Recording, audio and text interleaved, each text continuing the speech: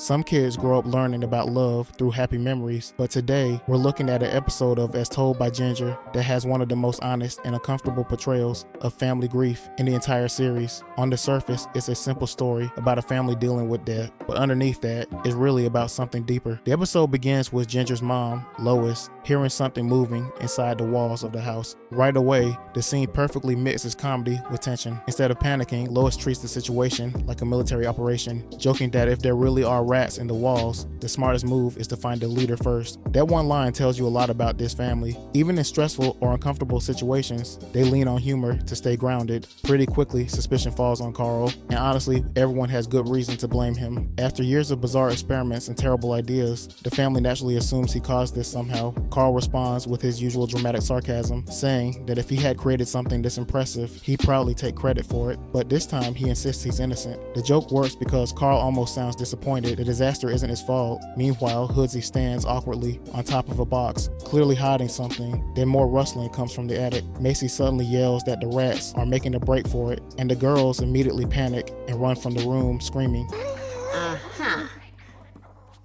Mrs. Foutley, why can't you just set a glue trap or something?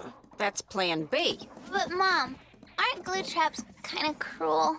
That's why it's plan B. You might want to nip this in the bud. Rats multiply pretty fast. We could already be talking army here. Well, the quickest way to conquer an army of rats is to first find its leader. Carl? There's something living in our walls. And I think it's having a party. You have exactly 7 seconds to confess to any involvement, consequence-free. Mom, I would proudly lay claim to something as good as this. But this time, I must sadly declare my innocence.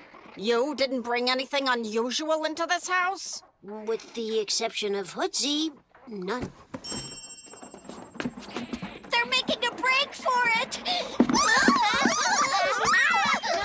Carl and Hoodsy finally open the mysterious box and discover old chains, shackles, and metal restraints. Basically everything an escape artist could want. Carl is instantly obsessed. He excitedly tells Hoodsy to remind his mom about this moment once they become world-famous performers. In Carl's mind, this isn't just a game anymore, it's the beginning of an entire franchise. Then Carl snaps a pair of metal cuffs around his ankles and immediately starts romanticizing their dark history. He imagines prisoners wearing these same chains centuries ago, locked away in freezing dungeons while waiting for the guillotine. The more detail he adds, the more uncomfortable Hoodsy gets. Eventually, Hoodsy has to tell him to stop because he's creeping him out. The scene perfectly captures the dynamic between them. Carl sees adventure and excitement in everything, while Hoodsy immediately focuses on how disturbing it all is. Carl's imagination constantly pushes situations into darker, stranger territory, and Hoodsy spends most of his time trying to pull things back to reality. That contrast is what makes their friendship work so well.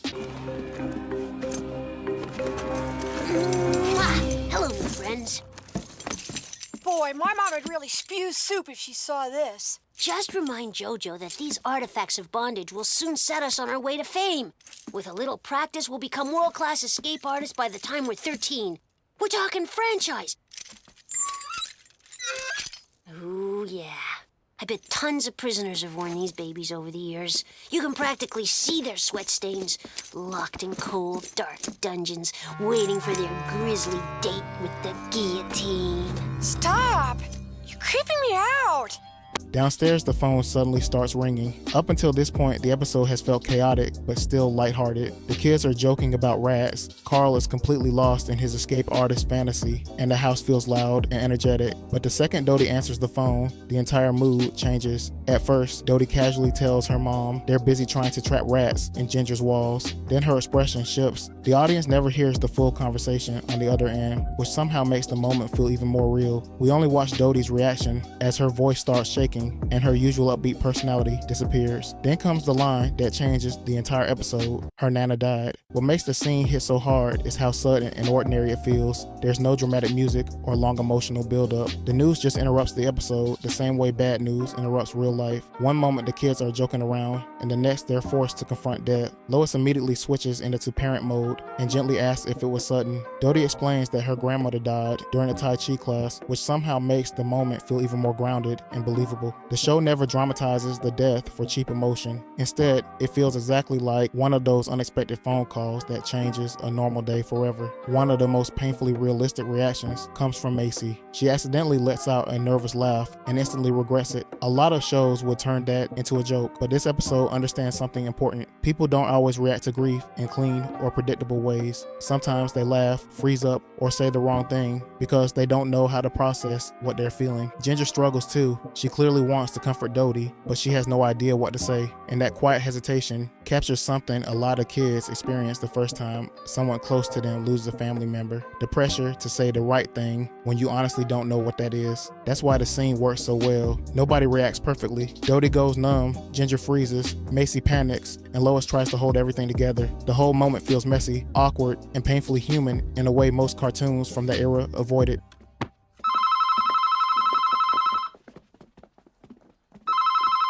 Hello? Oh, hi, Mrs. Bishop. Sure, hang on. Dude, it's your mom. Hey, Mom. We're tracking rats in Ginger's walls. Oh. All right. Yeah, we'll be right home. You guys, I have to go. My Nana just died. Oh, Dodie, I'm sorry. Was it sudden? Yeah, during her Tai Chi class. Sorry, nervous reaction. Oh, Doda, I don't know what to say. I better get Hootsie. I didn't mean to laugh. It just happens whenever I get too nervous. Back in Carl's room, Carl struggles to free himself from the chains, while Hoodsie notices a major problem. There's only one key for all the locks. They've basically been scammed, but Carl barely cares. He confidently tells Hoodsie that by tomorrow morning they won't need keys anymore because real escape artists learn how to break out on their own. In Carl's mind, this is just another step on the path to becoming world famous. The scene perfectly captures Carl's personality. No matter how badly things go, he treats every problem like the beginning of a bigger adventure. What makes the moment interesting, though, is where the episode places it. Just minutes earlier, the girls were upstairs processing the news about Nana Bishop's death. Now the show abruptly cuts back to Carl obsessing over escape tricks like nothing happened. The transition feels intentionally jarring. Carl is so wrapped up in his fantasy world that he hasn't fully processed how serious the situation actually is. Then Dodie comes downstairs and tells Hoodsie the news directly. His reaction is what makes the scene feel so honest. At first, he barely reacts at all. He treats it like a small interruption and tries to keep practicing with Carl. Dodie has to repeat herself more clearly. Their grandmother died. Even then, Hoodsie doesn't break down crying or suddenly become emotional. Instead, he mostly seems annoyed that he has to leave. On paper, that reaction sounds cold, but for a kid, it feels extremely believable. Hoodsie isn't heartless. He just doesn't fully understand how he's supposed to process death yet. Carl's response is surprisingly sincere. For once, he drops the dramatic jokes and quietly tells Hoodsie he's sorry. But because he's still Carl, he immediately follows it up by offering Hoodsie his black suit for the funeral. The whole exchange is awkward, funny, and strangely sweet at the same time, and that's what makes the episode stand out. It doesn't force the kids into perfect emotional reactions or clean life lessons. Instead, it shows them acting the way real kids often do when death suddenly enters their world, distracted, uncomfortable, confused, and unsure how they're supposed to feel. Hey, there's only one key. We've been cheated, Carl. Who cares? By tomorrow morning, we won't need keys. Once we've mastered the escape, we'll work on our flair. Hoodsie, I have some terrible news. Nana Bishop died tonight. Okay. Thanks for letting me know. We have to practice now. Hoodsie, our grandmother died. We have to go home, now! Fine. I'm sorry, Hoods. So am I. This is a total waste of a perfectly good Saturday night. Hey, we have the rest of our lives to perfect escape. Let me know if you need to borrow my black suit. After Dodie leaves, Ginger starts worrying that she handled the situation badly. She admits that she has no idea what her friend is actually going through. That fear feels very relatable because a lot of kids experience death for the first time through someone else's family. Lois gives Ginger one of the most important pieces of advice in the episode. Instead of telling her to find the perfect thing to say, she explains that being a good friend is really just about showing up and being there for someone. It's a simple piece of advice, but it quietly becomes the emotional core of the story. The conversation conversation shifts when Ginger asks about her own grandmother, Grandma Foutley. At first, it seems like the show is setting up a warm, nostalgic memory. Instead, Lois gives a much more honest answer. She admits that she and Grandma Foutley never fully got along and usually tried to avoid each other. That detail is surprisingly mature for a kid's cartoon. Most family shows simplify relationships after someone dies and act like every bond was perfect. But as told by Ginger, lets Lois admit something more complicated. She didn't always enjoy being around her mother-in-law, but she still recognizes that Grandma Foutley genuinely loved the kids. The episode understands that people can be difficult and caring at the same time. Then Carl suddenly interrupts the emotional conversation by frantically searching for the missing handcuff key. The timing is intentionally ridiculous. While the rest of the family is talking about death and complicated memories, Carl is literally trapped by the consequences of his own bad decisions. Well, I already feel like I said the wrong thing. I mean, I have no idea what Dodie's going through. Don't beat yourself up over this, Ginger. Just be a good friend and be there for her when she needs you. I think this was once a loaf of bread. Carl! Get down here! Tell me about Grandma Foutley. What was she like? Oh, she was unforgettable. Really? Was she eccentric or something? Oh, Ginger, I hate to say it, but Grandma Foutley and I didn't exactly see eye to eye. In fact, I tried to stay as far away from her as I could. But she loved you kids something fierce. So I know her heart was in the right place. You haven't seen a small key anywhere, have you? At the Bishop house, the episode shows a different side of grief. Mrs. Bishop spends most of the scene on the phone, repeating the news about Nana's death over and over again, and the conversations are already starting to sound routine. At one point, she mentions Nana winning a quilting medal only a month earlier, almost like she's still trying to convince herself this really happened. Meanwhile, Hoosie loudly eats cake in the background, while his mother tells callers that the children are overcome with grief. That visual quietly says everything about how differently kids process death. Hoosie isn't ignoring the situation because he doesn't care. He just doesn't fully understand how he's expected to behave yet. When Ginger and Macy arrive with a casserole from Lois, Ginger politely offers condolences. Even while grieving, Mrs. Bishop immediately shifts into everyday concerns and asks whether the casserole contains cheap tuna because of mercury allergy. The episode keeps reminding us that life doesn't suddenly pause after someone dies. People still answer phones, complain about food, and awkwardly make small talk, while Hoosie noisily eats cake in the background. Mrs. Bishop casually laughs on the phone and says he'd love to speak at the funeral. Hoosie's horrified reaction says everything. He clearly had no idea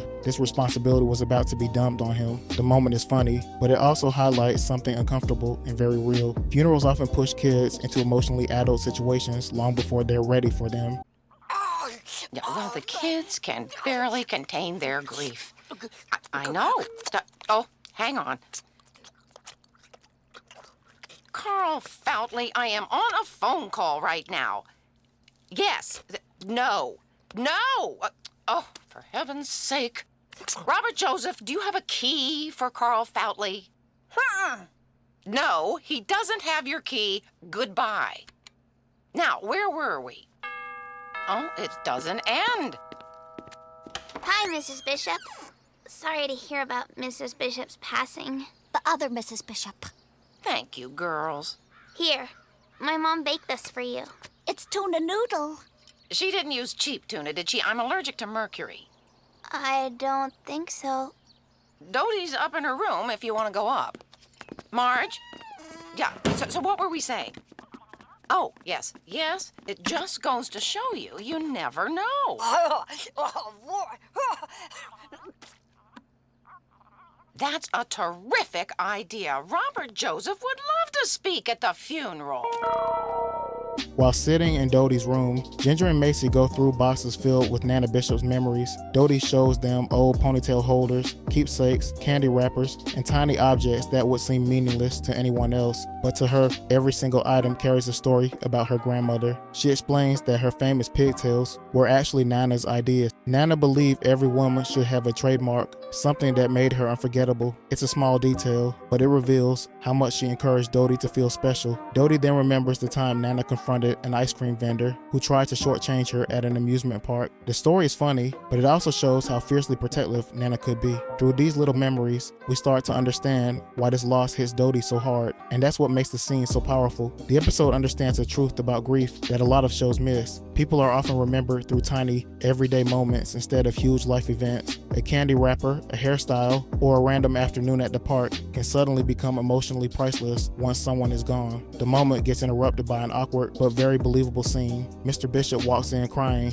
and asks the girls to help choose clothes for the funeral. Then it suddenly clicks. He's actually choosing fabric for Nana's burial. It's one of those uncomfortable misunderstandings that perfectly captures how confusing funerals can feel for kids. The adults already understand the reality of death, while Ginger and Macy are still emotionally catching up to it. As Dodie keeps sharing stories, Ginger notices something surprising. Talking about Nana, Ashley seems to help. Dodie laughs a few times while remembering her, and the mood briefly becomes warm instead of sad. Grief isn't just non-stop crying. Sometimes remembering someone can genuinely comfort you, but these stories also create a new fear for Ginger. For the first time, she starts thinking seriously about her own grandmother, Grandma Foutley, and realizes she barely remembers her at all. In a quieter narration, Ginger explains that Grandma Foutley died shortly after Carl was born, and suddenly she realizes she can barely remember anything from that period of her life. Pigtail holders. My pigtails were Nana Bishop's idea. I never knew that. I always thought you copied Bobby Fry's pigtails. Nana Bishop's idea. She used to say, every woman should have a trademark. Oh, and this is an ice cream wrapper from the day in Pine Park when she karate chopped the ice cream man for cheating me out of my change. Strawberry crumble crunch. Sweet.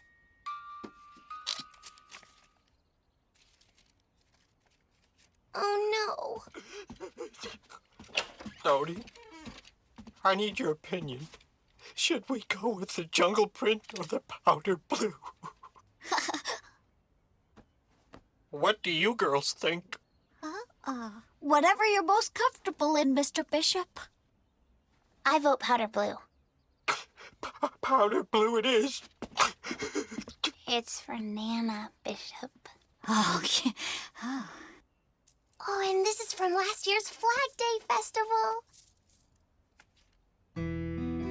Dodie told us lots of stories about Nana Bishop.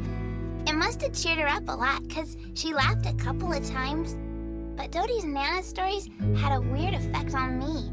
I suddenly felt really sad about my own grandmother. The section ends with one of Ginger's most emotional moments in the episode. After thinking about her grandmother all night, she calls her dad and leaves a voicemail asking if they can spend time together, maybe go for a walk with him and his dog. She explains that she's been thinking about Grandma a lot lately. What makes the voicemail feel so sad is how careful and quiet Ginger sounds. She's not directly asking for comfort, but you can hear how badly she wants connection. Dodie's stories made her realize there are entire parts of her own family history she barely understands, and now she's trying to hold on to whatever pieces she still can. Grandma Foutley was the only grandparent still alive when I was little.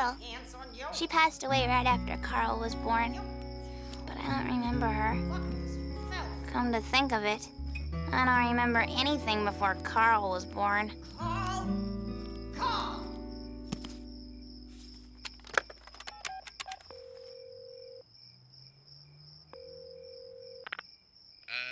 Hi, this is Jonas and Ben.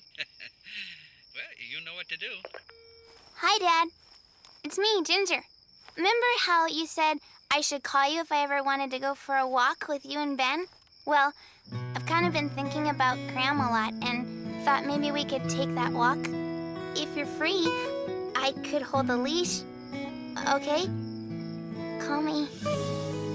The next morning, Carl and Hoodsey are still completely focused on their escape artist gear. Hoodsey asks if Miss Gordo is going to freak out when she sees the restraints, and Carl casually says he'll just tell her he lost the key. Hoodsey laughs and calls it a pretty good excuse. Then Carl asks the obvious question, why is Hoodsey even planning to go to school today? His grandmother just died. If anything, this would be the perfect excuse to stay home. But Hoodsey admits that school actually sounds easier. Even getting yelled at by Miss Gordo feels better than sitting in a house where everyone is sad and constantly talking about Nana Bishop. Carl bluntly tells him that death is supposed to be depressing, and that's when Hoodsey says something surprisingly honest. He isn't really that sad. He admits he liked his grandmother okay, but he never felt like she liked him very much. It's a really uncomfortable confession, especially for a kid kids' cartoon. Most family shows act like everyone automatically has a perfect emotional connection once someone dies. But this episode allows Hoodsie to say something messy and complicated. His relationship with Nana Bishop wasn't terrible, but it also wasn't especially close. He feels guilty because everyone expects him to be heartbroken, and his emotions just don't match what people think grief is supposed to look like. The more Hoodsie explains himself, the more understandable his reaction becomes. He says the constant sadness in the house feels overwhelming. To him, going to school and pretending things are normal sounds easier than sitting around grief all day. And honestly, that feels very realistic for a kid. Adults often expect children to process death in obvious ways, but a lot of kids avoid painful emotions instead. They distract themselves because they don't fully know how to handle feelings that big. The episode gets even more honest when Hoodsie admits Nana clearly favored Dodie. She laughed at Hoodsie, teased him, and never seemed to connect with him the same way. That's a bold thing for the show to acknowledge. Grief becomes a lot more confusing when your relationship with the person wasn't perfect. Carl's reaction is interesting too. He doesn't judge Hoodsie or tell him he's wrong for feeling that way. He just shrugs and says death is supposed to feel depressing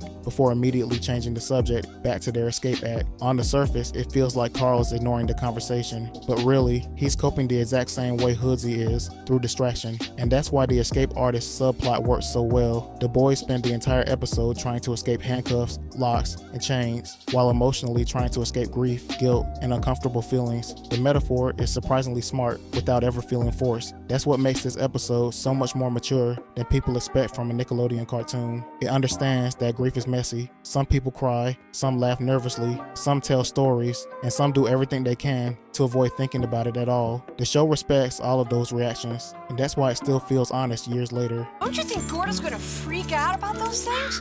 I'll just tell her I lost the key. Ha! Good one, Carl. Hoods, explain to me why you're going to school today. Your grandmother died. That's only the world's most perfect written excuse. Believe me, spending all day with Gordo yelling at me is going to be better than being at my house. Everyone's all sad and talking about my grandmother all the time. It's kind of depressing. Death is supposed to be depressing, Hoods. Yeah, but I'm not sad, Carl. I don't miss my grandmother or anything. I mean, I liked her okay, but I don't think she liked me very much. She'd laugh at me for no reason. Nana never laughed at Dodie. I just don't know how I'm going to stand there at the funeral and talk about her and pretend I'm sad and all. We really need to perfect this escape artist act. Later, Ginger and Macy start talking about the funeral. Macy tells Ginger it's brave that she's been trying to learn more about her own family history. She jokes that the one time she asked about her relatives, her dad mentioned something about an institution and immediately changed the subject. It's a quick joke, but it fits the episode's larger theme. Every family has uncomfortable history people avoid talking about. Then the conversation shifts to the funeral itself. Macy asks if they're all riding together tomorrow, and Ginger says her mom is driving them. At first, Macy seems relieved, but then another thought suddenly hits her. What if it's an open casket funeral? Ginger admits she hadn't really thought about it, and Macy immediately points out that Ginger literally helped choose the powder blue lining earlier, so clearly she pictured something. That realization sends Macy into full panic mode. She starts breathing heavily and admits she's never been able to look at dead people before. What makes the scene work is how realistic Macy's fear feels. A lot of kids' first experience with death is tied to funerals, and the idea of seeing a body can feel genuinely terrifying. Ginger handles the moment surprisingly well too. Instead of pressuring her, she gently says Dodie would probably understand if Macy decided not to go, but Macy ultimately decides she's going anyway. Even though she's scared, she says being there for your best friend matters more. In her mind, that's part of being a true BFF. It's a small moment, but it reveals a lot about both characters. Macy is anxious, overwhelmed, and clearly uncomfortable with death, yet she chooses loyalty over comfort. And Ginger shows a quiet kind of maturity by listening without judgment and giving her friend permission to back out if she needs to. It's awful brave of you to dig into your family history, Ginger. The only time I did, my dad mentioned institution and quickly dropped the subject. So we are going to the funeral together tomorrow, right? Yeah, my mom's driving. Oh, good. You don't suppose it's one of those open casket affairs, do you? I never really thought about it. Well, you did vote powder blue, so you must have had something in mind. You've never been to a funeral before, have you? I can't look at dead people. Oh, well, I'm sure Dodie would understand if you told her you didn't No, want to... I'm gonna be there for Dodie. I won't like it, but I'll be there. That's part of being a BFF. Bye, Ginger. Good luck. Bye, Mace. Pick you up at 8. The next day, Ginger goes for a walk with her dad, Jonas, and his dog, Ben. At first, the conversation between Ginger and her dad feels awkward. Jonas asks about school and makes small talk, but there's a noticeable distance between them, and that awkwardness matters. The series never pretends Ginger and her father have a perfect relationship. Their conversations feel careful, like two people still trying to figure each other out, but once Ginger brings up Grandma Foutley, the entire mood changes. Jonas immediately starts sharing stories about her. He tells Ginger that she was Grandma Foutley's first grandchild and that she absolutely adored her. When Ginger was a baby and refused to nap, Grandma would drive around with her for hours until she finally fell asleep. Lois used to get annoyed about all the wasted gas, but Grandma didn't care. She just wanted her granddaughter to rest. What makes the scene so emotional is how ordinary the memory is. There's no dramatic speech or huge revelation, just a grandmother quietly showing love in a small, everyday way. But for Ginger, that story means everything. Earlier in the episode, she felt sad because she barely remembered her grandmother at all. Now, she finally has something real to hold on to. And that's what makes this one of the episode's strongest messages. Memory may fade, but it can't erase the love that was there. The episode adds a sweet little detail when Ginger jokes that maybe those long car rides are the reason she still falls asleep easily in cars today. It's a subtle reminder that family connections can stay with us in ways we don't even realize. The conversation gets heavier when Jonas briefly admits that his own father was a disappointment. In one small line, the show reveals something important about Grandma Foutley. She wasn't just a loving grandmother, she was also the person quietly holding the family together. Once again, the episode refuses to simplify family relationships. Some relatives let you down, while others step up and fill the gaps they leave behind. The scene ends on a warm, lighter note. Ben suddenly runs off chasing ducks, forcing Ginger and Jonas to run after him together. After such an emotional conversation, the chaos feels refreshing and natural. And when Jonas finally asks Ginger if she's okay, she answers, yeah. For the first time in the episode, it actually feels like she means it. Dad! Sorry, Ben's a little over-friendly. Yeah. Look at my face. So, how's school been going? Okay, I guess. And Carl? He's not in jail, is he? Not yet. Besides, I'm the jailbird of the family, remember? Huh? Never mind. So, what did you want to know about your grandmother? I don't know. All sorts of stuff. Stories about her or what we used to do together when I was little. Well, you were her first grandchild, so she was really crazy in love. She couldn't get enough of you. Really? Oh, yeah. When you were a baby, we had a hard time getting you to take naps. So Gram would drive you around the block in her car until you fell asleep. She would drive for hours and hours. Used to make your mother so mad. If you think I'm gonna drive around the block every time she needs a nap, you're out of your mind. But Gram didn't care. She'd keep driving till she ran out of gas. Maybe that's why I fall asleep on long car rides all the time. Maybe. I bet she was pretty great. Made up for the fact that my real dad was such a disappointment. Just running a family. Whoa, whoa, whoa! Ben, no, come back!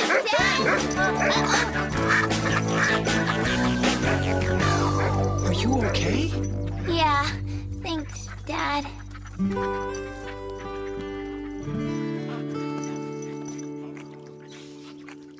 Right after Ginger reconnects with her grandmother through her walk with her dad, the episode smartly returns to the attic and ties both storylines together. Upstairs, Lois finally discovers what's been causing all the noise in the walls. It turns out there were never rats at all. Carl secretly filled the attic with acorns, basically turning it into a giant squirrel feeding station for the winter. When Lois confronts him, Carl doesn't even apologize. He proudly calls it humanitarian aid and insists he's saving squirrels from the cold. The scene is ridiculous, but it works perfectly. After so much emotional build-up, Carl's chaotic energy keeps the episode from becoming overwhelmingly heavy. His weird logic and constant imagination bring a grounded kind of humor that balances out the grief storyline without undercutting it. But underneath the comedy, the attic scene also delivers one of the episode's biggest emotional payoffs. While searching through old boxes, Ginger finds home movies and family photographs. Lois explains that Jonas used to film everything when the kids were younger. This directly connects back to Ginger's earlier fear that she barely remembered Grandma Foutley at all. Then Ginger Ginger finds a picture of herself with her grandmother, and Lois tells the story behind it. Grandma Foutley had promised she was only taking baby Ginger for a quick drive around the block. Instead, she disappeared for the entire day, getting professional photos taken, feeding seagulls at the beach, and even accidentally giving Ginger a small nick on her ear. What makes the story so effective is how human it feels. Grandma Foutley isn't suddenly rewritten as a perfect saint just because she's gone. She's impulsive, stressful, and difficult in exactly the ways Lois described earlier, and yet she also clearly loved Ginger deeply. Even Lois eventually admits the whole adventure wasn't completely terrible because she finally got a rare chance to nap. That balance is what makes the writing feel so mature. The episode never simplifies people after death. Instead, it allows family members to stay complicated, flawed, frustrating, and deeply loved all at once. By the end of the attic scene, Ginger realizes something important. Earlier, she felt devastated because she thought she had no real memories of her grandmother, but now she understands that memories don't only exist in your head. They can live in photographs, home videos, old objects, and the stories other people share with you. That realization is probably why Ginger decides to take one of the old picture frames for Dodie. After watching her friend cling to memories of Nana Bishop throughout the episode, Ginger now understands how valuable those physical reminders can become. Ow!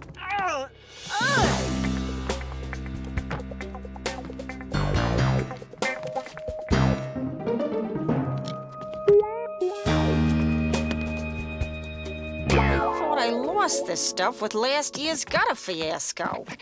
Oh!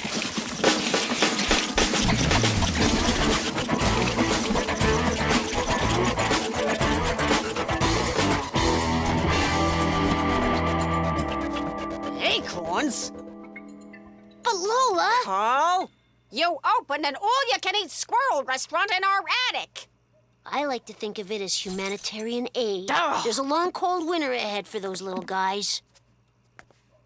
Oh. Whoa. I didn't know we had home movies.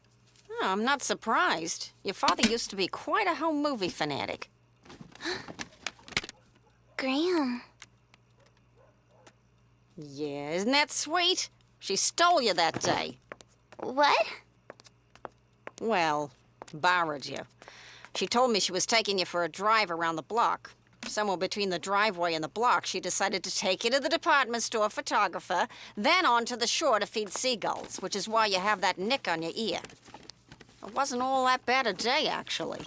I ended up getting my one and only nap in 5 years. Ha! Get a load of these. I think they're kind of cool. Oh? Well, they're yours. Squirrel problem solved, Mom. I'll be in my office if you need me. Do you mind if I give one of these to Dodie for a picture she has? By all means. Back at the hideout, Hoodsie is still stressing about the funeral speech. He tells Carl there's no way he can stand up in front of everyone and give a heartfelt eulogy about his Nana. Carl offers a surprisingly simple solution, just tell the truth, but Hoodsie feels trapped by what people expect from him. He says it's his grandmother. You're supposed to like your grandmother. Carl immediately pushes back and tells him he's been reading too many greeting cards. According to Carl, you don't have to love every member of your family equally. You just have to respect them. For a moment, the episode becomes surprisingly deep. Hoodsie is dealing with something a lot of people experience but rarely admit out loud. Grief gets complicated when the relationship itself was complicated. Everyone expects him to stand up at the funeral and talk about Nana like she was perfect, but that wouldn't feel honest to him. And weirdly enough, Carl ends up giving some of the smartest advice in the entire episode. He explains that family relationships aren't automatically perfect just because you're related. Sometimes people are awkward, distant, or hard to connect with. That doesn't make the relationship meaningless. It just makes it real. For a Nickelodeon cartoon, that's a surprisingly honest message. Carl then says the most respectful thing Hoodsie can do is speak honestly instead of pretending to feel emotions he doesn't actually have. Hoodsie jokes that Carl is starting to sound like a greeting card, which immediately lightens the mood again. When Hoodsie still struggles with the speech, Carl offers another idea. Forget the fake emotional stuff and just tell real stories. People connect more to honest memories than perfect speeches anyway. That advice ties together the entire episode. Dodie copes with grief by sharing stories about Nana. Ginger reconnects with her own grandmother through stories from Jonas and Lois. choice. And now Carl, without even realizing it, comes to the same conclusion. Memories matter more than pretending. But the scene quickly swings back into comedy. Hoodsie says he wishes he could escape the entire eulogy altogether, which perfectly connects to the boys' escape artist obsession throughout the episode. Their entire subplot has really been about avoiding uncomfortable emotions. Then the metaphor becomes literal. Hoodsie puts on the iron mask, only to discover Carl lost the key. After spending the entire episode trying to escape grief and responsibility, Hoodsie accidentally traps himself instead. It's funny, but it also perfectly captures the point the episode has been building toward. Avoiding difficult emotions usually just leaves you stuck with them anyway. I don't know what to do, Carl. There's no way I can give that speech about my Nana. Hoods, why don't you just tell your parents the truth? But it's my Nana, Carl. You're supposed to like your Nana. You've been reading too many greeting cards. You don't have to like your family. You just have to respect them. And what more respect can you show than to speak truthfully and from the heart? Talk about greeting cards. Okay, then just avoid the truth altogether. Just get up there and tell stories about you and your grandmother. People eat that stuff up. If you ask me, this truth stuff is overrated. I just wish I could escape this stupid eulogy altogether. Hoods, no!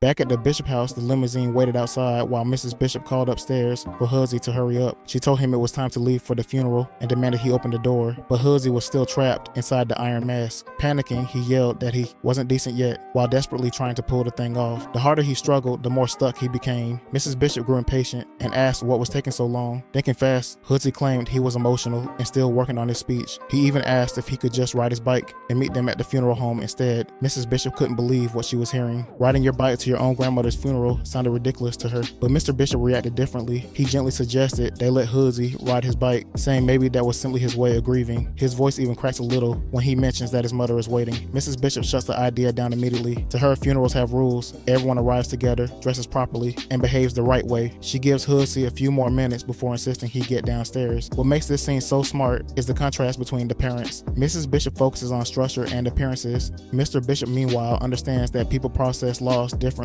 even kids, and underneath all of it is the episode's perfect visual metaphor. Hoodsie is literally trapped inside a mask. For the entire episode, he's been trying to escape uncomfortable feeling, the funeral, the eulogy, and the complicated truth about how he felt toward Nana Bishop. Now all that avoidance has physically trapped him. The escape artist's fantasy that once felt fun and distracting has turned into something suffocating. That's what makes the writing here so effective. The show never treats grief like a simple emotion with one correct response. Some people cry openly, some focus on staying organized, some avoid everything completely, and some, like Hoodsie, don't fully understand what they're feeling until they're forced to face it.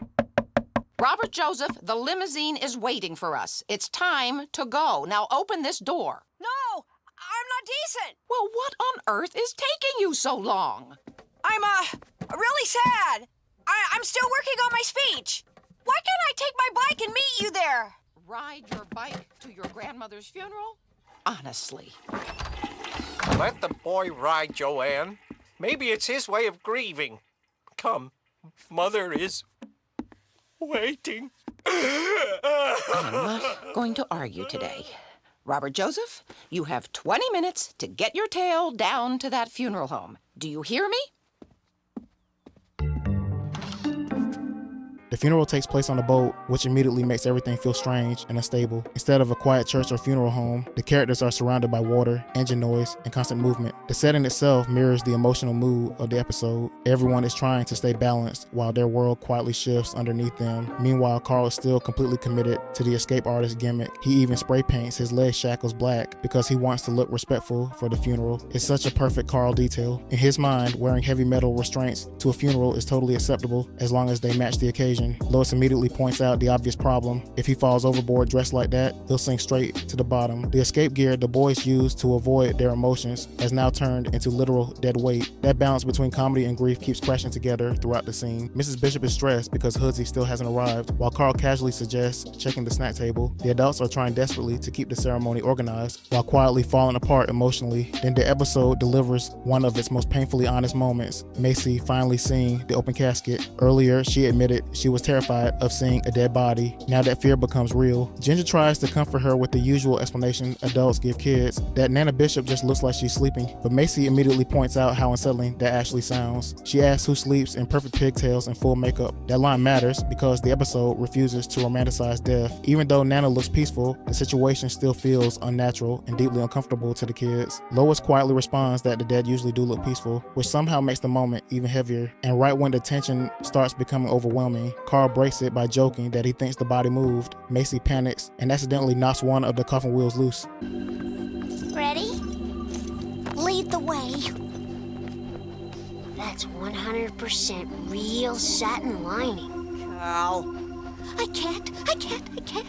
It's okay, Macy. Just pretend she's sleeping. In pigtails? Who sleeps in pigtails? She looks kind of peaceful. The dead usually do. Hey, I think she just moved. Oh, sweet mother of Maple. Carl. Before the ceremony begins, everyone tries to act calm and respectful, but the awkwardness never fully disappears. Lois apologizes for Carl still wearing his metal shackles, while Carl delivers an overly formal sympathy speech that sounds unintentionally hilarious coming from him. Even at a funeral, the characters never stop feeling like real people. Then Ginger gives Dodie the picture frame she found in the attic. It's a small gesture, but it beautifully ties both storylines together. Earlier, Dodie helped Ginger understand how valuable memories and photographs become after someone dies. Now Ginger passes that lesson back to her friend by giving her something simple to protect her favorite picture of Nana Bishop. It's not some huge emotional speech or dramatic gift, it's just a frame, and that simplicity makes the moment feel genuine. Then comes the emotional centerpiece of the episode, Hoodsy's eulogy. What makes it so memorable is that the show completely avoids the usual cartoon cliche. Hoodsy doesn't stand up and suddenly deliver a perfect tearful speech about how wonderful Nana was. Instead, he tells the truth. He admits she made him nervous and that he often avoided spending time with her. The grown-ups immediately look uncomfortable because this is not how funeral speeches are supposed to go. But as Hoodsy keeps talking, something slowly changes. Instead of forcing fake emotions, he starts sharing real memories. Nana making him eat rum raisin ice cream because the men in the Bishop family are supposed to like it. Nana laughing after he accidentally ate her denture cleaning tablets. Taking him to the ballet where he ignored everything except the giant rat battle. At first, the stories sound random and childish, but little by little, Hoodsy begins realizing something important at the same time the audience does. Those awkward moments were Nana's way of trying to connect with him. He always assumed she preferred Dodie, but now he understands that all those strange traditions, uncomfortable conversations, and embarrassing memories were actually expressions of love. And that realization leads to one of the episode's deepest ideas. Grief is not always about losing someone you fully understood. Sometimes it's realizing too late that someone cared about you in ways that you never recognized at the time. By the end of the speech, Hoodsy understands that people live on through small details and memories. I'm sorry, Dodie. Thanks for coming, you guys. It really means a lot to me. Wouldn't miss this for the world. Oh, here. This is for you. I know it's kind of weird to give a present at a funeral and stuff, but it was my grandmother's. And I thought you might want to put that picture of you and Nana Bishop someplace where it wouldn't get bent. Thanks, Ginger. Your Nana's pigtails are awfully cute.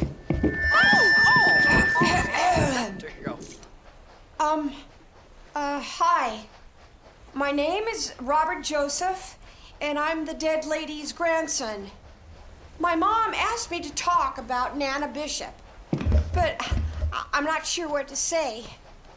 Nana made me nervous, so I avoided her a lot. Oh my goodness. She didn't really know how to play boy games. She liked dolls. When she and Dodie did girl stuff, I'd play with their denture cleaning tablets, which are really cool because they make all this blue foam. And if you use a whole bunch of them, you can pop the lid off a soda bottle. Nana thought it was funny when I ate one, but it wasn't. It tasted nasty. Nana used to tell me that I should try new things. Like when she took me to the Nutcracker Ballet. I don't know what she was getting at. It was just a bunch of people jumping around with no words or pants or anything. Though the battle with the giant rats was kind of cool. She used to make me eat rum raisin ice cream, too. But she let Dodie have chocolate. Nana said that every man in the Bishop family has to learn to like rum raisin, even though raisins are gross. Guess it's like some kind of family tradition, like Dodie's pigtails. I guess that stuff doesn't seem so dumb now. Maybe Nana was just trying to share junk with Dodie and me, so that we'd remember her better after she went to that great big bingo hall in the sky. I know I'll never look at blue foam or a raisin and not remember how Nana used to laugh at me and pinch my cheek really hard. And then the scene suddenly explodes into chaos. Right in the middle of Hoodsy's heartfelt speech, the coffin starts rolling across the boat. Seconds later, it crashes through a glass window and flies out entirely. The moment is absurd, shocking, and somehow perfect for this episode. Most shows would end the funeral scene with soft music and a clean, emotional lesson. But this episode understands something real about grief. Even during serious, life-changing moments, chaos can still interrupt everything without warning.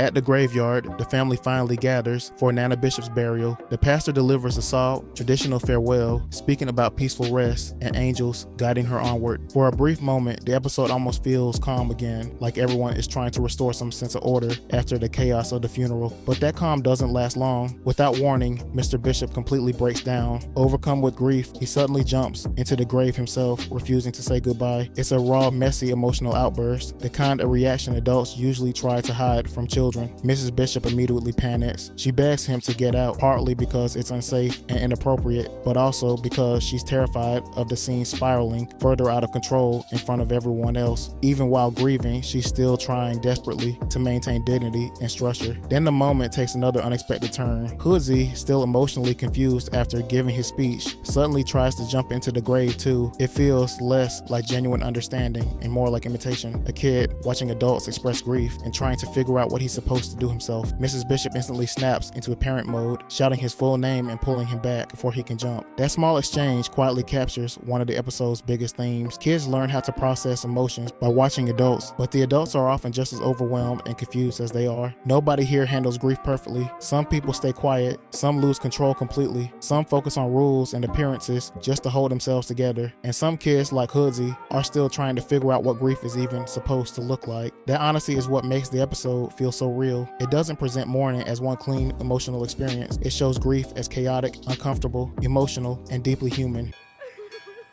Good night, sweet Ernestine, and may flights of angels sing thee to thy rest.